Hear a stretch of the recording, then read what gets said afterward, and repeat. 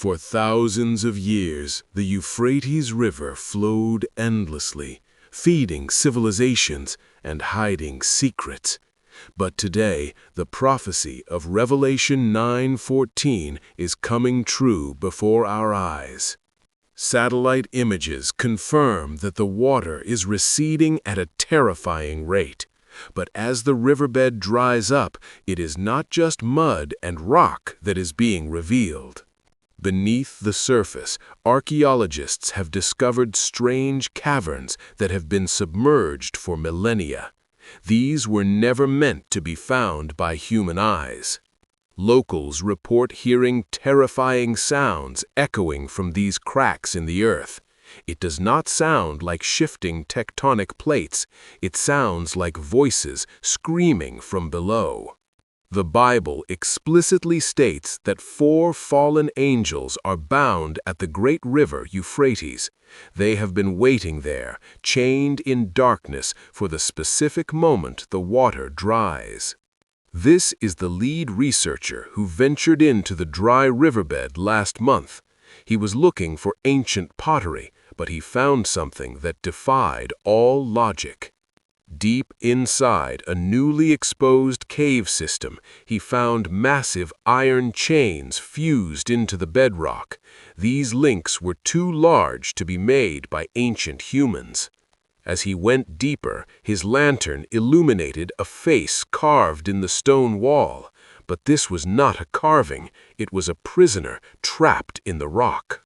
The Book of Enoch describes the Watchers, angels who betrayed God and were cast down into the earth. They were not killed, they were imprisoned.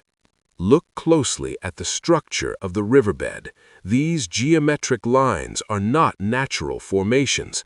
They look like the bars of a massive continent-sized prison cell. When the researcher placed his audio equipment near the stone figure, the readings spiked. The stone itself was vibrating with a low-frequency hum. This vibration matches the frequency of the trumpets described in the book of Revelation. The chains holding the entity are beginning to rust and break. Historians have always wondered why the Euphrates was chosen as the location for the Garden of Eden, and later for the first major war.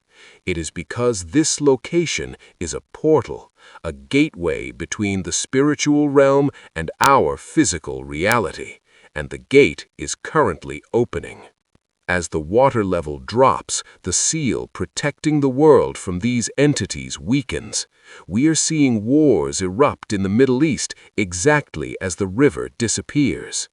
The researcher found ancient symbols carved near the entity. They translate to a warning: when the water is gone, the destroyer awakes. Science calls this climate change. Theology calls it the 6th bowl of judgment. Both agree on one thing: time is running out. The chains binding the giant are glowing with a strange heat. The entity is waking up, and it is not alone.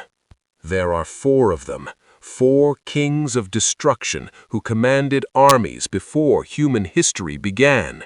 If they are released, humanity is not prepared. The audio recordings captured by the team contain a language that hasn't been spoken on Earth for 5,000 years. Governments know something is down there. That is why the area is heavily restricted. They aren't protecting the river, they are guarding the prisoner. But no human military can stop a supernatural event. The river is 90% dry in some areas. The heads of the statues are already visible above the mud.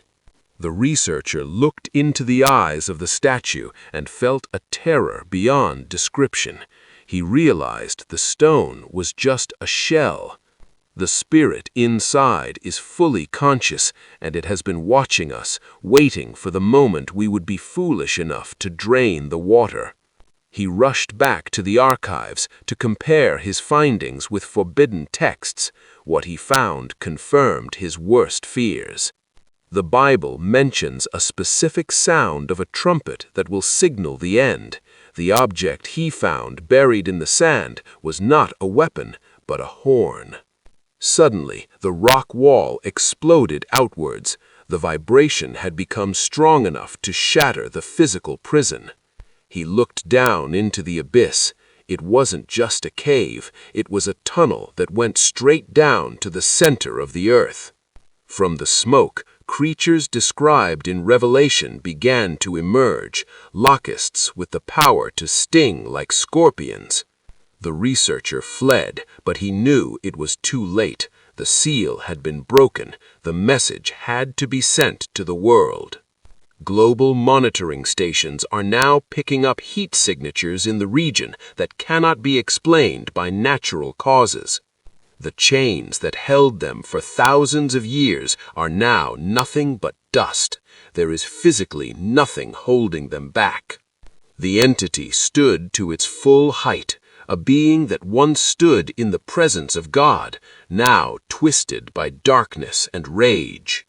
The sun over the region has begun to darken. Ancient texts predict the sun will turn black like sackcloth when the sixth seal is opened. Across the world, people are feeling a shift, a sense of dread that cannot be explained.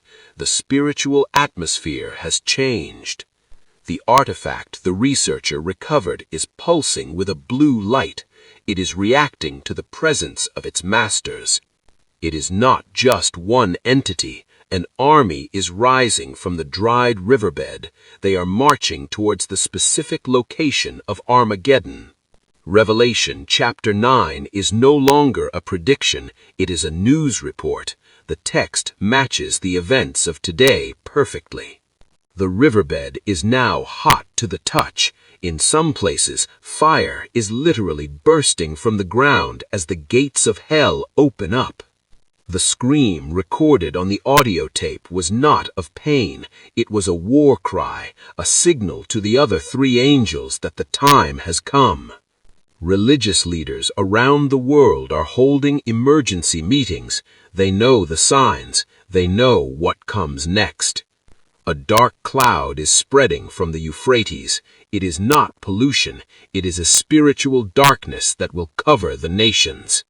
The researcher sits alone, wondering if anyone will believe him, or if humanity will continue to sleep until the sky tears open. The ground beneath our major cities is becoming unstable. The release of these energies is shaking the foundations of the earth. The four horsemen are saddling their mounts. The drying of the Euphrates was the final signal they were waiting for. The entity raises its hand. It does not need weapons. It commands the forces of nature itself. The news stations are calling it a natural disaster, but you now know the truth. This was written long ago. We are standing on the precipice of a new era, an era where the veil between the seen and the unseen is removed. The river has turned to crimson red in the spiritual realm. Soon it will manifest in the physical. The prophecy is complete. The question is no longer, is it real? The question is, are you ready for what happens when the river is completely gone?